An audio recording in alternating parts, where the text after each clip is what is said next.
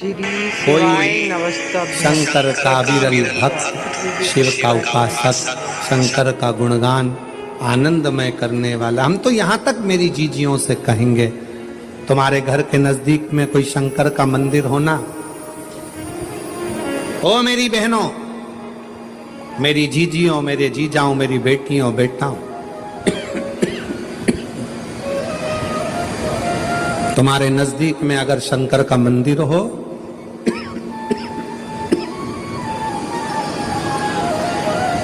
तो उस शिव मंदिर में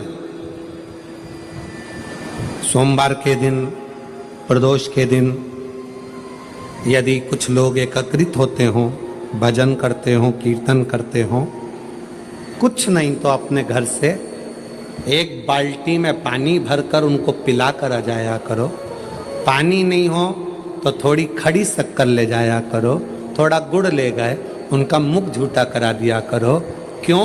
क्योंकि शिव भक्त के शरीर की हड्डी का स्पर्श भी राक्षस को हो गया, वो तर गया। अगर कोई शंकर का भक्त है और उसका मुख हमने झूठा करा दिया तो हमारे घर के भंडारे कभी खाली नहीं होते, भरे भरे। करना क्या है? जब व्यक्ति को ऐसे गलत विचार आने लगे हैं पूजन के समय पर, अच्छी जगह पर, ये गलत गलत विचार, आप गलत कर नहीं रहे हो, आप मांसाहार नहीं कर रहे हो, आप किसी स्त्री को गलत नहीं देख रहे हो, आप किसी पुरुष को गलत नहीं देख रहे हो, आप किसी मदिरा की दुकान पर नहीं गए हो, पर आपकी विचार धारणा में अगर ये चीजें पूजन करते समय, भजन करते समय, अर्चना करते समय, मंदिर जाते समय, मंदिर में बैठते समय, मंदिर में उपवास करते समय तुम्हारी बुद्धि में अगर ये चीजें आ रही हैं, मन में अगर ये चीजें पाठ करते करते भी अगर आ रही हैं, तो समझ लेना कि आपके ऊपर कहीं ना कहीं किसी ना किसी रूप में कोई अन्न किसी के घर का ऐसा खा लिया है जिसके कारण तुम्हारी बुद्धि थोड़ी सी भ्रष्ट हुई है। उसको सुधारें कैसे, उसको संवारें कैसे? अब किसी ने यही प्रसंग को सुनकर कहा, गुरुजी अगर किसी के घर का अन्न खाया है तो अन्न खाने के बाद तो वो पच गया, पचने के बाद वो गंदगी में निकल भी गया, अब तो वो विचार आना बंद हो जाना चाहिए। अब तो 1 साल हो गया, 2 साल हो गया, 1.5 साल हो गया, 6 महीना हो गया, तो भी वही विचार आ रहा है। तो हमारा निवेदन है, भोजन करने के बाद भोजन पच जाता है, भोजन करने के बाद भोजन समाप्त भी हो जाता है, पर उस भोजन से जो रक्त की 4 बूंदें बनती हैं वो इस शरीर में दिन रात तुम्हारे मरते दम तक दौड़ती रहती है, शरीर में वो रक्त की बूंद चलती रहती है। इसलिए विचार 1 साल, 2 साल, 4 साल, 6 साल, 15 साल ऐसे चलते रहते हैं। उस विचारों को, गलत सोच को, गलत विचारों को, गलत दृष्टि को समाप्त कैसे करें?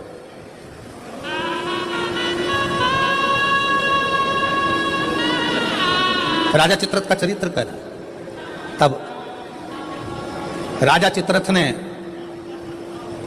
गलत विचार से पार्वती जी और शिव जी को देख लिया, गलत विचार से। शिव जी कुछ नहीं बोले, कुछ नहीं, पर पार्वती मैया ने राजा चित्ररथ को श्राप दे दिया।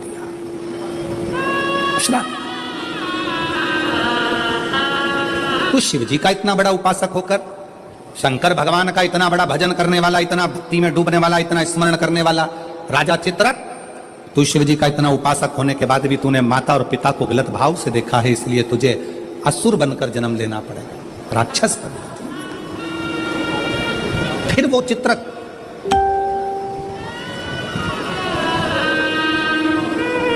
वृत्रासुर के रूप में जन्मा।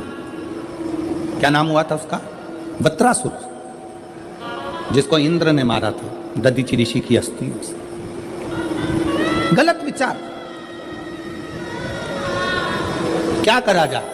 राजा चित्ररथ को जब श्राप लग गया असुर बनने का, राक्षस बनने का, तो राजा चित्ररथ ने हाथ जोड़कर शिवजी से पूछा, मेरी मुक्ति का साधन बताओ। शंकर भगवान नहीं बोले। चित्ररथ तुम रुका जी के पास गया, तब तुम रुका जी जो वक्ता हैं, तुम रुका जी जो कथा कर रहे हैं, तुम रुका जी जो भगवान शिव का गुणगान कर रहे हैं, वो तुम रुका जी ने कहा, चित्ररथ एक काम कर, कामधेनु गाय का दूध का घृत ला और उस घृत से तू शिव का अभिषेक कर, शंकर का अभिषेक।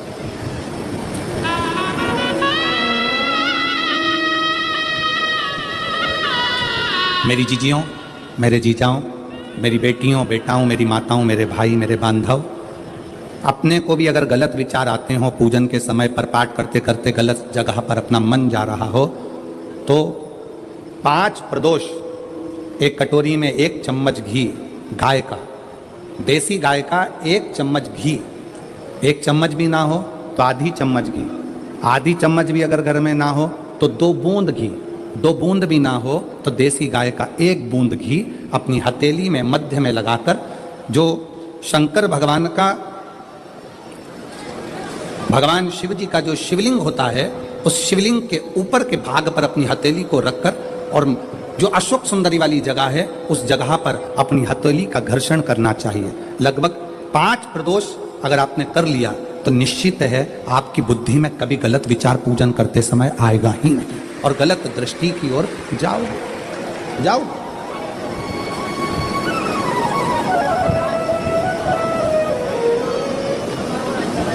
वेद लक्षणा गाय, देसी गौ माता का घृत जीवन को एक आनंदता देता है, आनंद।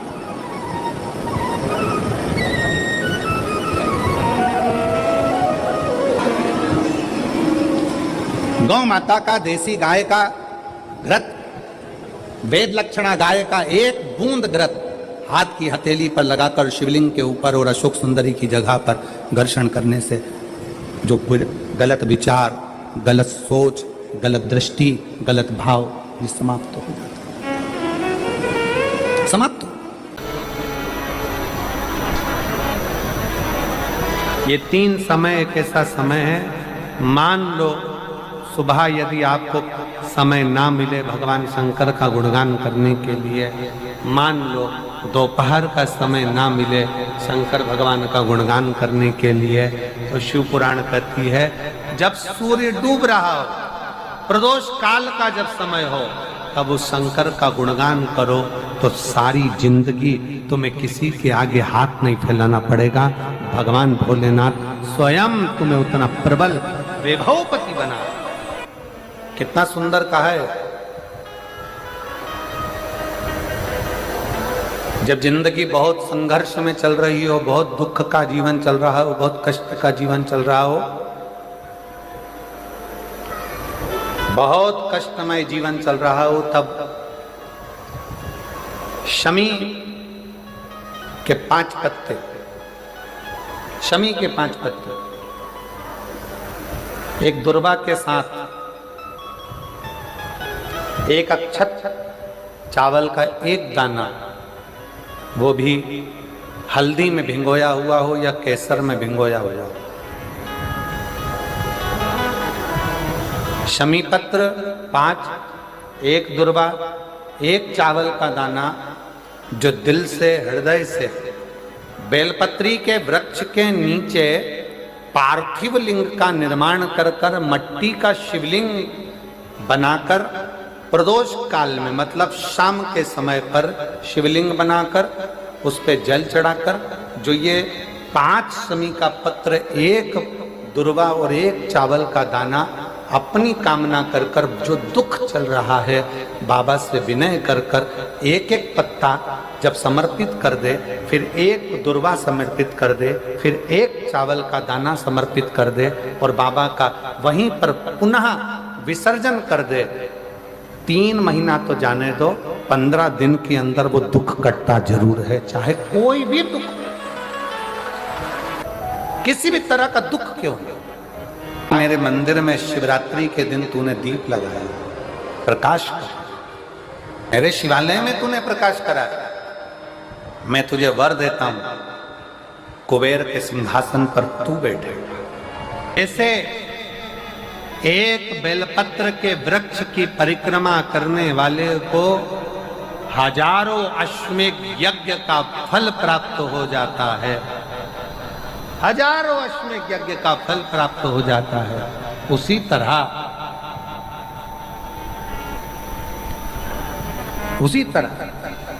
एक पार्थिव लिंग का निर्माण करने वाले को, मिट्टी का शिवलिंग का निर्माण कर कर पूजन करने वालों को 12 ज्योतिर्लिंग के शिवलिंग के दर्शन का पुण्य फल प्राप्त। भाग्य में अगर लिख दिया मेरे ओघड़दानी ने तो गया हुआ भी वापस बुलवा लेता है। वो ओघड़दानी, वो विश्वनाथ, वो शंभू है। पहले हमने कथा में कहा है, आप लोगों ने सुना कि नहीं सुना हमको नहीं मालूम। स्मरण किया होगा कि शिव महापुराण में पहले वर्णन करा है कि शंकर जी पे चढ़ा हुआ जल लाकर अपने दरवाजे की चौखट पर छींटो। सुना था कि नहीं सुना था? जम के बोलो जरा, सबने सुना था ना कि अपने दरवाजे की चौखट पर छींटो, अपने दरवाजे के अंतर्गत छींटो। उसका कारण क्या था? उसका केवल एक कारण है कि भगवान शंकर पर चढ़ा हुआ जल अगर थोड़ी सी भी रज लगकर आ गई, भगवान शिव का चढ़ा हुआ जल अगर हमारी चौखट पर, दुकान पर आकर अगर छिटक दिया तो कुबेर का भंडार मेरा महादेव भर ही देता। और तो और कितना सुंदर संवाद किया महाराज जी। प्रयास करिएगा जीवन में एक बार, बन सके, अगर बन सके जीवन में एक बार प्रयास करिएगा। अगर गुरुवार का प्रदोष पड़ जाए, कौन से वार का?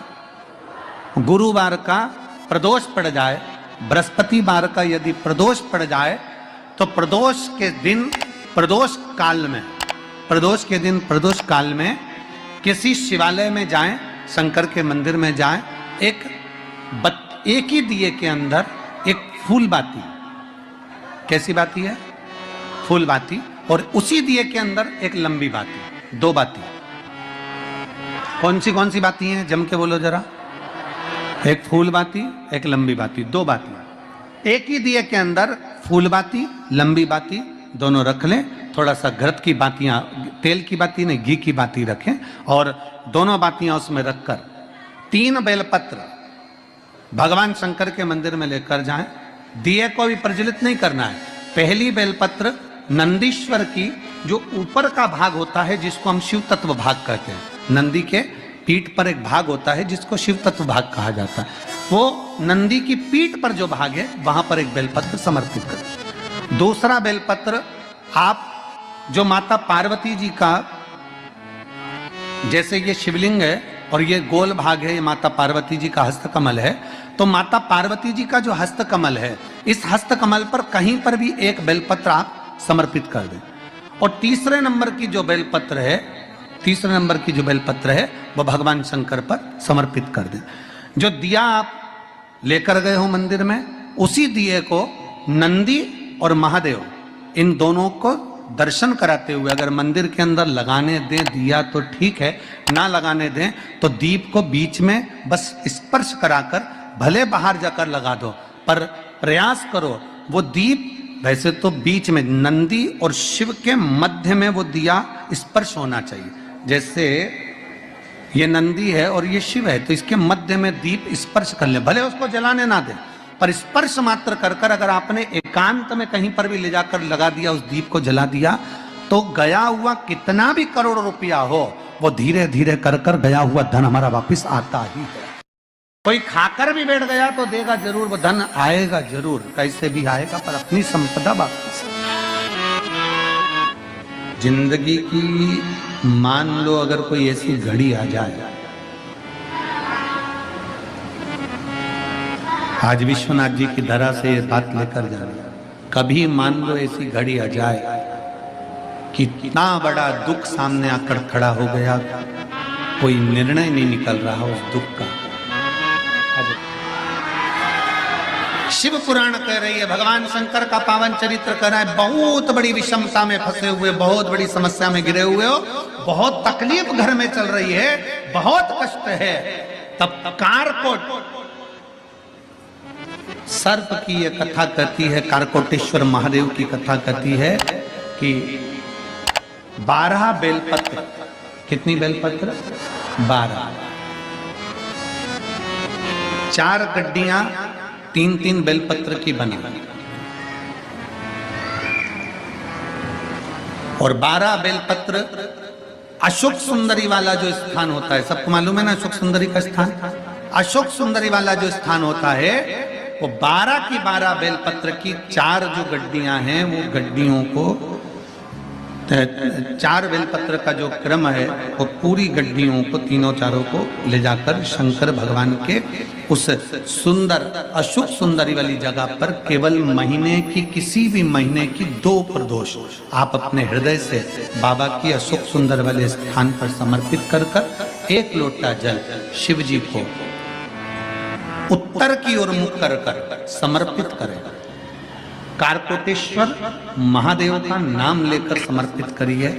कैसी भी विषम परिस्थिति चल रही होगी उसका हल